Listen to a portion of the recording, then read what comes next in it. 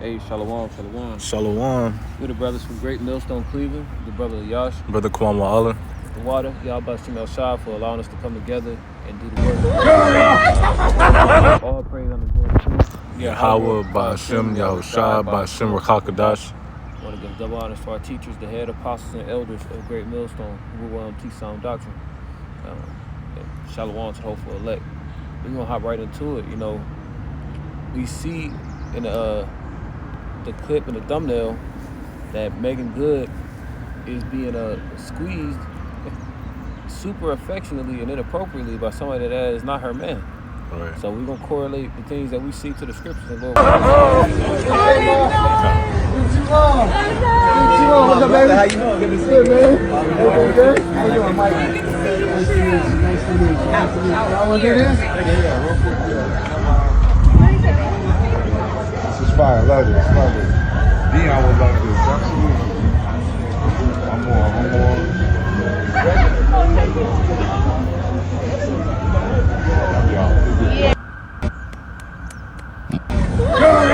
Completely out of order. Society is pushing out this simp-ass vibration. You know, dude just hugged your bitch right in front of you and then dapped up somebody that was on the side of you. Right. She squealed when you picked them up.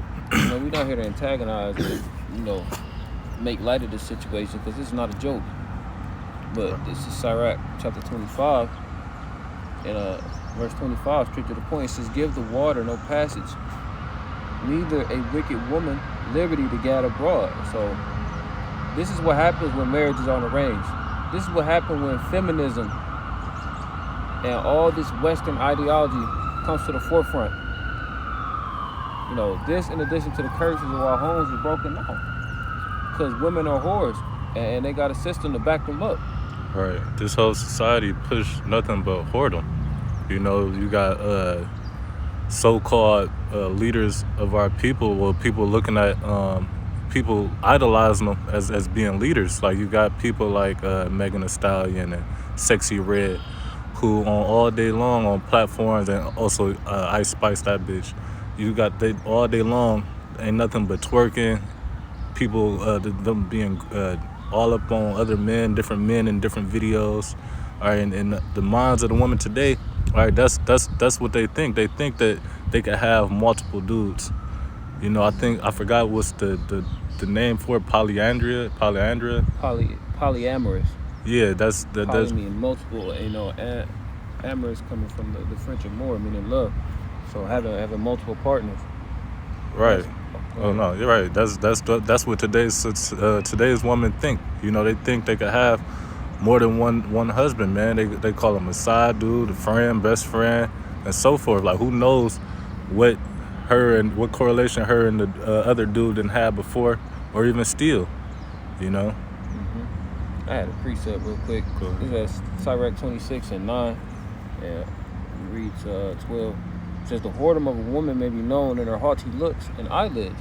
And the first thing I think of is Isaiah the 3rd chapter. You know, Esau got it in the mind of our women to, you know, use all this makeup and entice a man. But when they take that makeup off, they look like a completely different creature. You know, it says, the whoredom of a woman may be known in her haughty looks and eyelids. You know, she's gonna do things to entice you. You know, she's gonna you know, show her cleavage. She's right. Gonna put on that blush.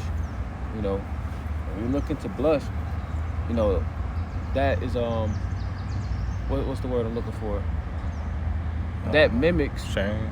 No, that mimics how you look when you're actually like aroused. That's why they got the blush like that. I gotta do some more research on it. But point being, you know, the looks in them eyelids, that's a real thing. Because the tinkling ornaments, all the things in Isaiah the 3rd chapter, those are things that are going to be taken away.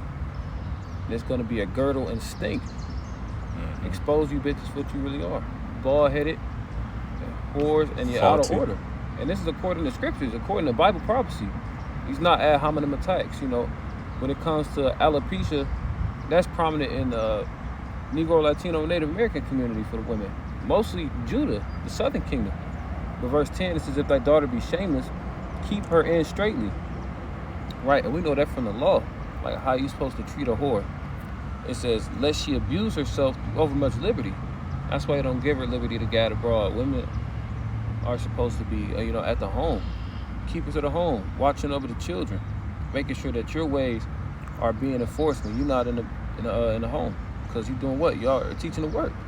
Right, and then you got men letting their women come out dressed half naked, or being even more enticing, or to the eyes, and then you got men that's just coming up straight to them, and who knows? The scriptures talk about sitting not at all with another man's, wife. All right, and that happens. All right, you got women being assistants in these businesses. All right, and in a lot of jobs, affairs, come about. But that's in today's world. I got one. This is Sirach 9:6. It says, "Give not thy soul unto harlots." All right, and that's what, like I said, today's society, that's what is promoted the most. People don't look for modesty in women. It's nothing but, the straight look of a whore. Them cumbrellas, titties all out, ass hanging out. You ain't supposed to give your mind into that. The scriptures say you ain't supposed to desire a woman For her beauty, man. Right. But it says that thou fall not by those things that are precious in her. All right, the scriptures say wine and women have made men of understanding to fall away. All right, a woman is a thing, that can cause you to fall or stumble. Mm-hmm. And the scriptures say if you get a woman, you get a possession. Mm-hmm. So, this whole idea of sharing women or having past partners, that is off. Once you get a woman, she is supposed to be yours until she dies, until you die, or until you write her a bill of divorce. And we're not going to have none of that in the kingdom. And that's why when we read these laws, statutes, and commandments, it pisses off the feminists. When we read these precepts, it makes these women lose their damn mind, because they are almost in the same state as Esau, knowing that they have a short time to be whores and to, have the police at their fingertips, because women who in the know, like whether you related to one of the prophets, you've seen the videos and don't take heed, Jacob's trouble is coming. And it's a lot more women than men. So what does that mean? It's a lot of women about to be destroyed, about to feel the wrath of Yahweh Shem Yahushua. For this kind of stuff right here, that stuff is not pleasing to the Lord. That's part of the curse, having the evil eye, committing spiritual adultery. But it was a little bit more in the Sirach 26. This is at verse 11. It says, "Watch over an impudent eye." And what does imputed mean? This is the etymology. It says without shame, shameless. So watch over an impudent eye or a shameless eye, and marvel not that she trespass against thee. So don't be surprised, because what the scriptures say, we talked about it off camera. Amos, the prophecy says, "Thy wife shall be a harlot in the city." Verse 12, "She will open her mouth as a thirsty traveler when he hath found a fountain, and drink of every water near her." Right. Going back to the point of these women nowadays are whores. If you had sex with more than one man, according to the scriptures, not opinions, not modern way of thinking, you are a whore. It says she will open her mouth as a thirsty traveler when she had found a fountain. And she's not going to literally open just her mouth. She's going to open her legs and drink of every water near her. It represents having different sexual partners. By every hedge will she sit down and open her quiver against every arrow. So what do you do with a quiver and an arrow? The arrow will represent like a phallic shape. It will represent a man's rod. And a quiver is what you put the arrows in. Mm-hmm. And don't you see that with hoes going to college, being ran through in the jets? And like shit, clout chasing your way to the top. OnlyFans is taking rod after rod after rod after rod, and demanding respect like you some chaste virgin. Mm-hmm. You got it out. Right, quivers can hold more than one arrow too, man. Just like the brother was saying, these women will bang their way to the top, man. They already talk about how they go overseas to Dubai and get all types of foul ass shit be happening to them just for some bread, and then come home you defiled as fuck. You got women that go on vacations, come back pregnant, man. That's why this place has to go. But this Sirach 25 and 25, It says, "Give the water no passage, neither a wicked woman liberty to gather abroad." All right, you ain't supposed to give her the passage she ain't supposed to be going out places, all here and there. Like I said, you got women going on girls' retreats and all that, or any type of authority. You ain't supposed to give her none of that. It says, neither a wicked woman liberty to gather abroad. Like I said, go anywhere in society without you, And even then, as you seen, she's out, with her husband, and she got picked up, and she squealed like a goddamn pig, man. It says, if she go, verse 26, if she go not as thou wouldest have her, if she ain't listening to you, because the scripture also talks about, if you have a wife after thy mind, after your mind, you ain't supposed to forsake her, because she's after your mind. But it say right here, it says, if she go not as thou wouldest have her, in a way you ordering her, because she up under your rule, you her Lord. It says, cut her off from thy flesh, and give her a bill of divorce and let her go. But we know you only way you're supposed to really let a woman go is if, she commit adultery, But, like the brother was saying, these women ain't our women. It's just our turn for the most part. But, deal with these women accordingly. Deal with them according to wisdom. If she do anything to hinder you from serving the Lord, you let her ass go. Expeditiously. What else do I have on that? Go to Deuteronomy 28 and 54.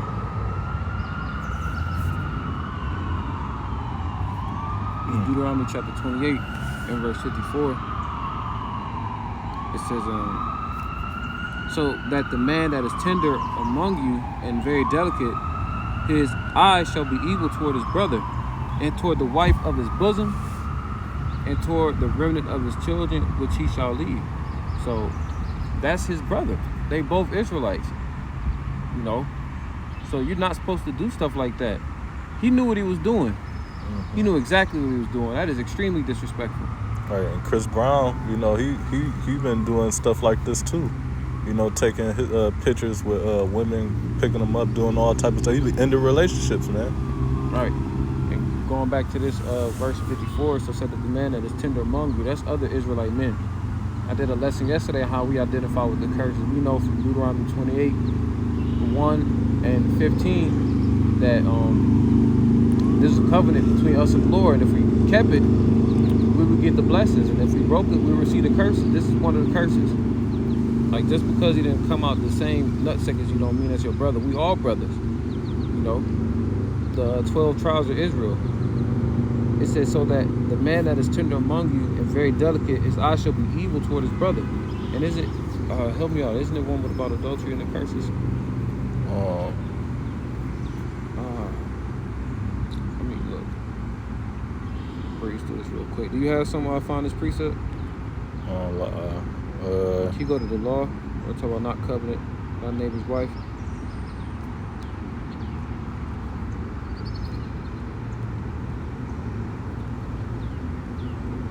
Yeah, Deuteronomy 20 and 30. It says, thou shalt betroth a wife, and another man shall lie with her.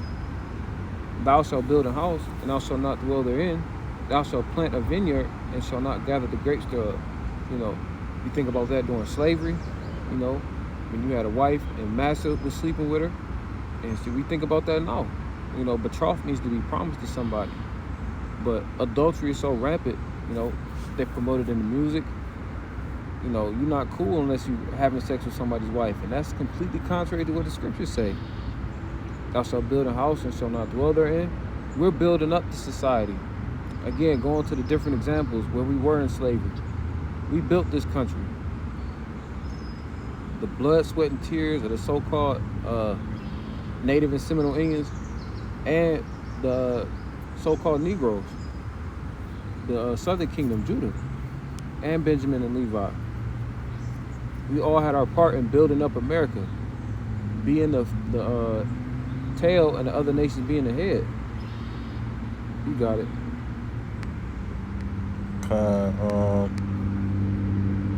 I'm gonna go back to that Sirach 9.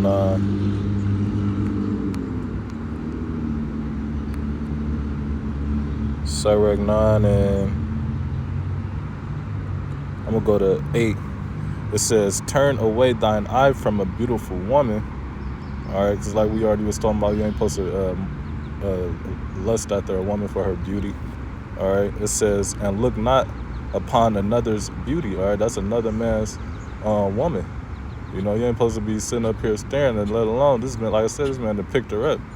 All right, and you got people. That's why I said even these social medias give a lot, give way for people to interact and do too much to where it causes, you know, adultery in some type of way.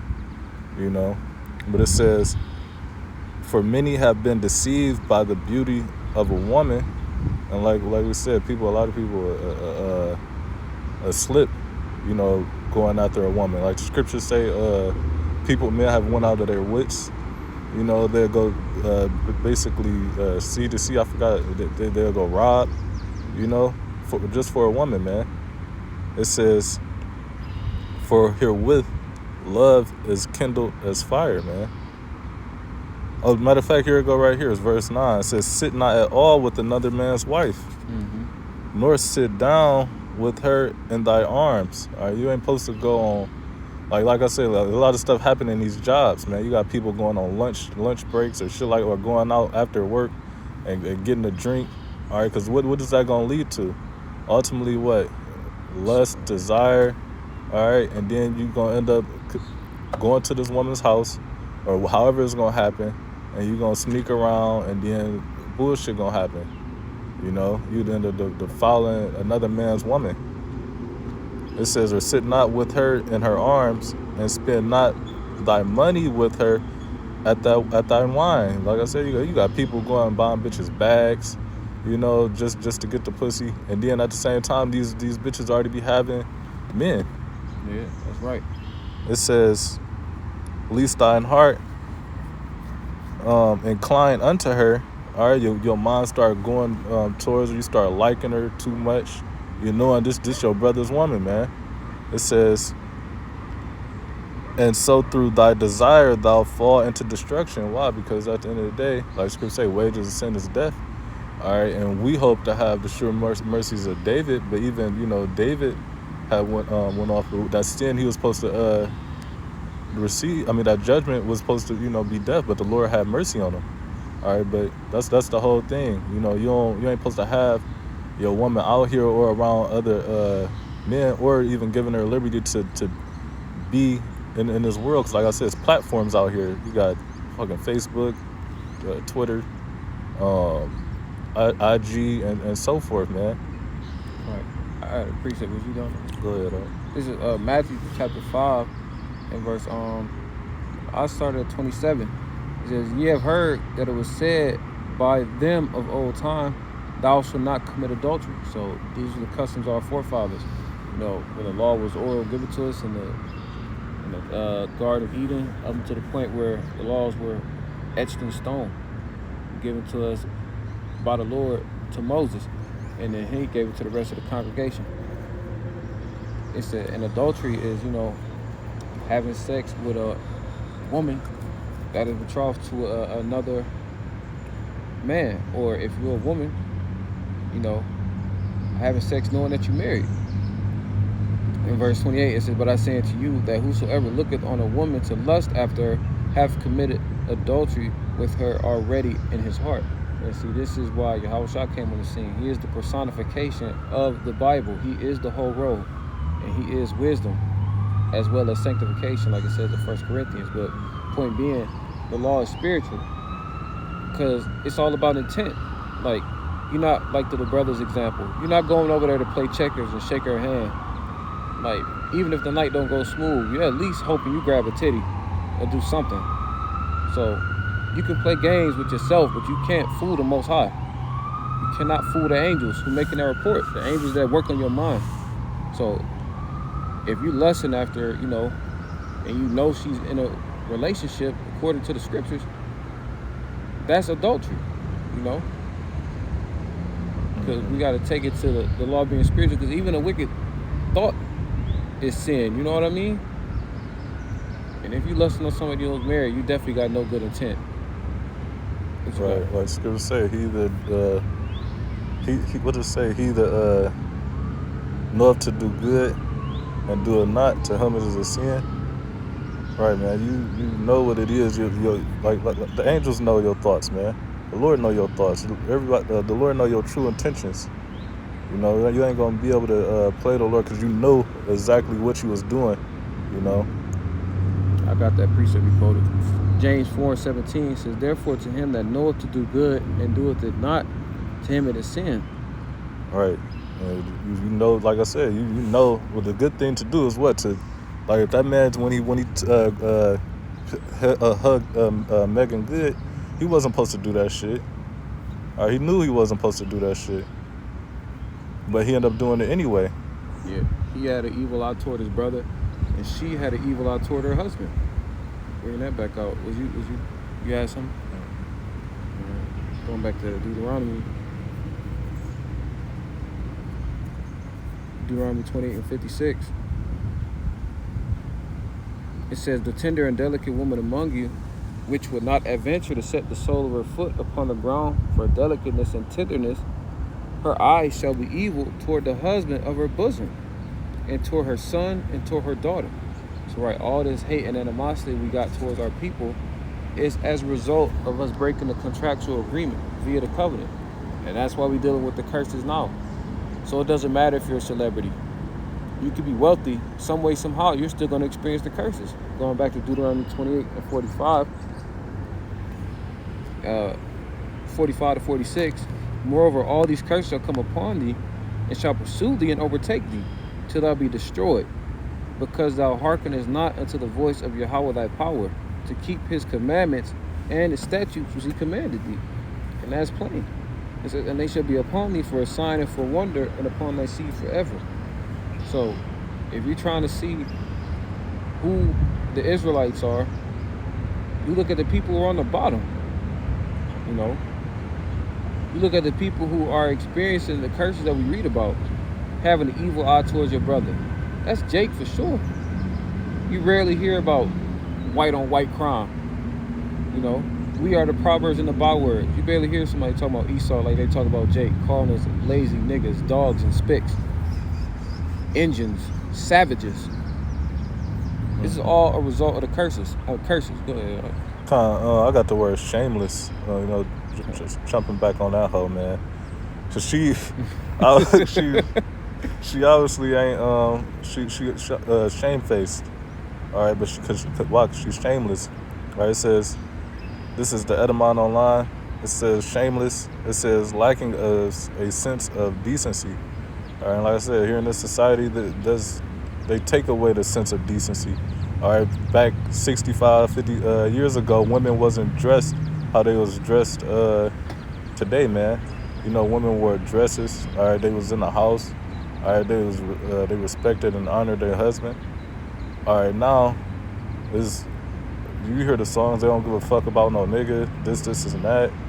You know, they lack a sense of decency. It says impudent. You know, it's impudent like stupid or something like that, right? Impudent? It's I just had it. I'm gonna look it up again. It's without shame. Okay. Without shame. It says bold and immodest. All right.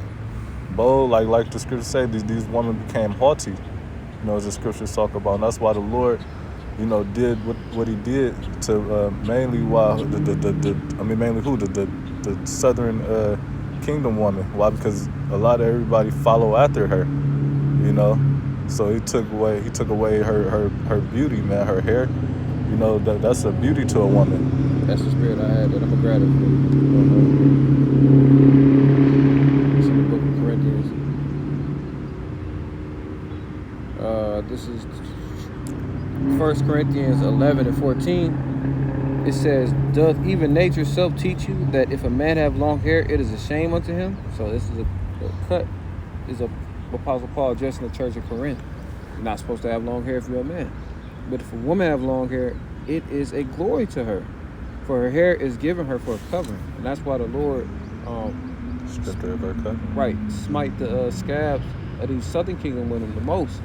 Because they the head tribe. Judah's the head tribe. You know? And who you see the most wearing wigs, you know, without a choice, like bald, it's the so-called black woman. It says, but we're talking about the glory of the man is the woman. It should be in that same one. Let's say,